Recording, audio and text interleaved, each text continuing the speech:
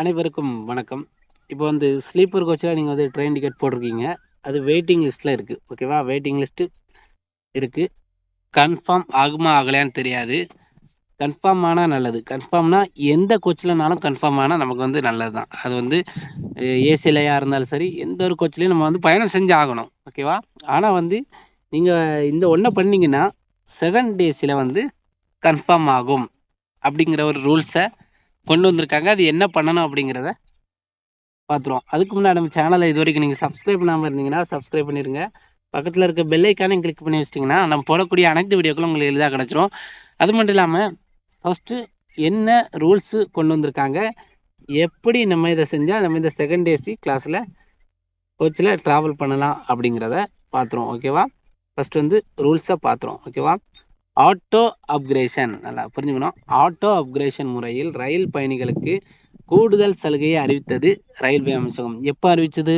கரெக்டாக ஒரு வாரம் ஆச்சு அறிவிச்சு. ஓகேவா? நம்ம தான் வீடியோ போடுறதுக்கு லேட்டு, ஆனால் நிறைய பேர் வீடியோ போட்டாங்க.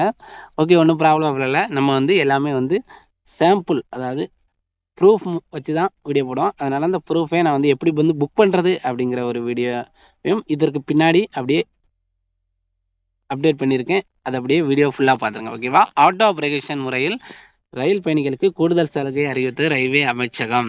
காத்திருப்போர் பட்டியல்னா வெயிட்டிங் லிஸ்ட். வெயிட்டிங் லிஸ்ட்டில் உள்ளவங்களுக்கு 2ஆம் வகுப்பு, நல்லா புரிஞ்சுங்கன்னா செகண்ட் ஏசி, நல்லா ஏசி அழகாக இருக்கும். அப்பர் லோயர் மட்டும் தான் இருக்கும், மிடில் இருக்காது. இந்த 2ஆம் வகுப்பு ஏசி பெட்டிகளில் இருக்கை காலியாக இருந்தால் கூடுதல் கட்டணமின்றி, அதாவது எக்ஸ்ட்ரா ஒரு பைசாவும் வாங்காமல் உங்களுக்கு வந்து ஒதுக்கப்படும். ஓகேவா? வெயிட்டிங்ஸில் இருக்குன்னா உங்களுக்கு ஸ்லீப்பர் கோச்சில் ட்ரெயின் டிக்கெட்டே இல்லை, ஆனால் வந்து செகண்ட் ஏசி கோச்சில் மேக்ஸிமம் காலியாக தான் இருக்குது. மேக்ஸிமம் நிறைய பேர் வந்து வர மாட்டேங்கிறாங்க, ட்ராவல் பண்ண மாட்டேங்கிறாங்க, மேக்ஸிமம் புக் ஆக மாட்டேங்குது. அப்போ வந்து ஸ்லீப்பர் கோச்சில் உள்ளவங்களுக்கு அதில் மாற்றி விடலாம் அப்படிங்கிற ஐடியா இப்போ வந்து அவங்களுக்கு தோணியிருக்கு. ஓகேவா?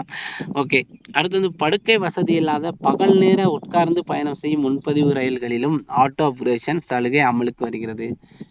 அந்த ட்ரெயினில் வந்து படுக்கையே இருக்காது, அதாவது பெர்த்து படுத்துட்டு போகிற மாதிரியே இருக்காது. ஆனால் அதுலேயுமே இதை நீங்கள் கொடுத்தீங்க அப்படின்னா உங்களுக்கு வந்து வெயிட்டிங் லிஸ்ட்டில் இருந்ததுன்னா கண்டிப்பாக வந்து ஏசி, அதாவது சேர் கார்னு சொல்லுவாங்க, அந்த கோச்சில் கன்ஃபார்ம் ஆயிரும். ஓகேவா?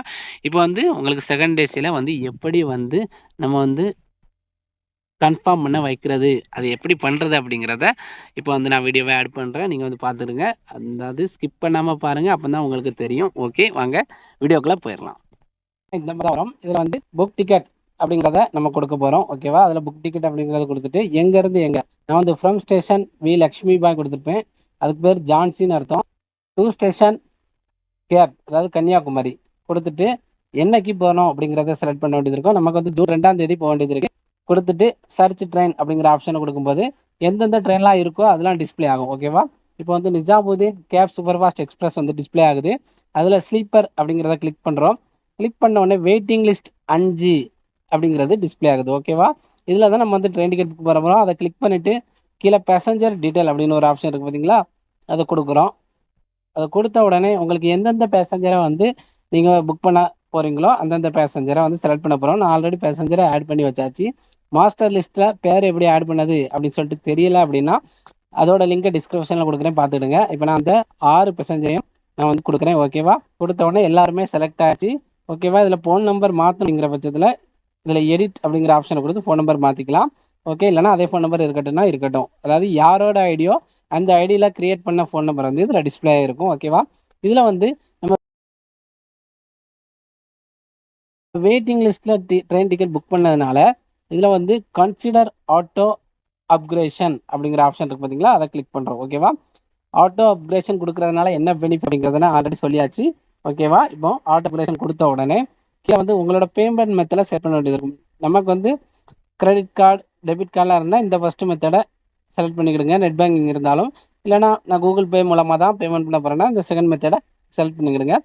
இப்போ இதில் ரிவ்யூ ஜேர்னி டீட்டெயில் அப்படிங்கிற ஆப்ஷன் கொடுக்க போகிறோம். கொடுத்த உடனே ஓகே, எல்லா டீட்டெயிலும் கரெக்டாக அப்படின்னு சொல்லிட்டு ஒரு வாட்டி செக் பண்ணிக்கிடுங்க.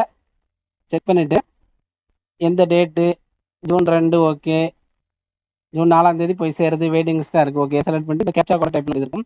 இதில் வந்து கேப்சா கோட் டைப் பண்ணுறோம். LGTH டைப் பண்ணிட்டு ப்ரொசீட் டு பே அப்படிங்கிறத கொடுக்குறோம். ஓகேவா? கொடுத்த உடனே என்ன வருது அப்படின்னா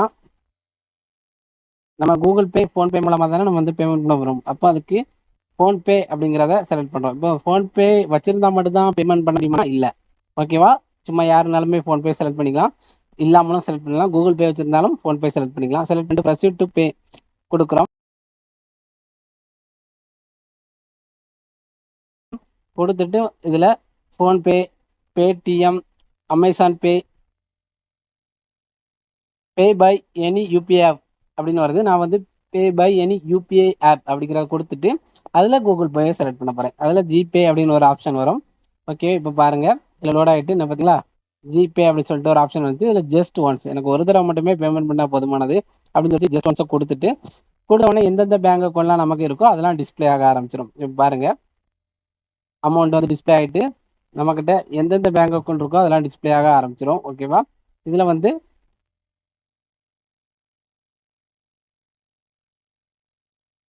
இதில் பே அப்படின்னு சொல்லிட்டு ஒரு ஆப்ஷன் கீழே இருக்குது. அதை கிளிக் பண்ண உடனே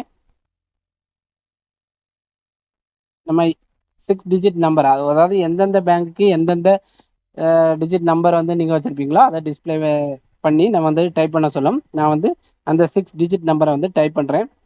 டைப் பண்ணி முடித்த உடனே என்ன நடக்கும் அப்படின்னு சொல்லி பார்த்தீங்கன்னா, பேமெண்ட் சக்ஸஸ்ஃபுல்னு சொல்லிட்டு ஒரு சவுண்ட். ஓகேவா? இப்போ பேமெண்ட் சக்ஸஸ்ஃபுல்லி சொல்லி சவுண்ட் வந்தாச்சு. இப்போ என்னோட டிக்கெட்டும் வந்து புக் ஆயிரும். ஆட்டோ அப்கிரேஷன் கொடுத்தா என்ன பெனிஃபிட் அப்படிங்கிறத ஆல்ரெடி சொல்லியாச்சு. அதுபடி நடக்கும். ஓகேவா? உங்களுக்கு வந்து ஸ்லீப்பர் கிளாஸ் புக் பண்ணிங்கன்னா செகண்ட் ஏசியில் உங்களுக்கு வந்து ட்ரெயின் டிக்கெட் கிடைக்க அதிக வாய்ப்புகளை கொண்டு வந்திருக்காங்க. இதில் வந்து லாஸ்ட்டில் என்ன கேட்குன்னா, வெயிட்டிங் லிஸ்ட் டிக்கெட் தானே, அதனால் விகால்ப் அப்படின்னு ஒரு ஆப்ஷன் இருக்கும். நமக்கு அது தேவை அப்படின்னா எஸ் கொடுத்துடலாம், இல்லைனா டிக்ளைன் அப்படிங்கிற ஒரு ஆப்ஷன் கொடுத்துடலாம். இப்போ நம்ம வந்து டிஸ்பிளே பண்ணுற பாருங்கள், டிக்கெட் வந்து புக் ஆகிடுச்சு. ஓகேவா? 1 2 3 4 5 6 பேருக்கும் புக் ஆகிடுச்சு. எங்கேருந்து நம்ம போட்ட அதே டேட்டில் அதே இடத்துக்கு வெயிட்டிங் லிஸ்ட் 5லேருந்தே புக் ஆகிடுச்சு. இப்போ வந்து யாருக்காவது ஷேர் பண்ணணும்னா இந்த ஷேருங்கிற ஆப்ஷனை செலக்ட் பண்ணி ஷேர் பண்ணிக்கலாம். இல்லைனா பிடிஎஃபாக சேவ் பண்ணி வச்சுக்கலாம். இந்த பிடிஎஃப்ங்கிற ஆப்ஷனை செலக்ட் பண்ணி சேவ் பண்ணி வச்சுக்கலாம். இது வந்து பிக்சர். ஓகே, உங்கள் மொபைலில் பிக்சர் ஆப்ஷனை செலக்ட் பண்ணி கூட சேவ் பண்ணி வச்சுக்கலாம். இப்போ வந்து உங்களுக்கு புரிஞ்சிருக்குன்னு நினைக்கிறேன். டிக்கெட் எப்படி வந்து புக் பண்ணுறது ஆட்டோ அப்கிரேஷன் கொடுத்து அப்படின்னு சொல்லிட்டு அதோட பெனிஃபிட்டையும் பார்த்தோம். அடுத்த ஒரு நல்ல வீடியோட சந்திப்போம். தேங்க்யூ.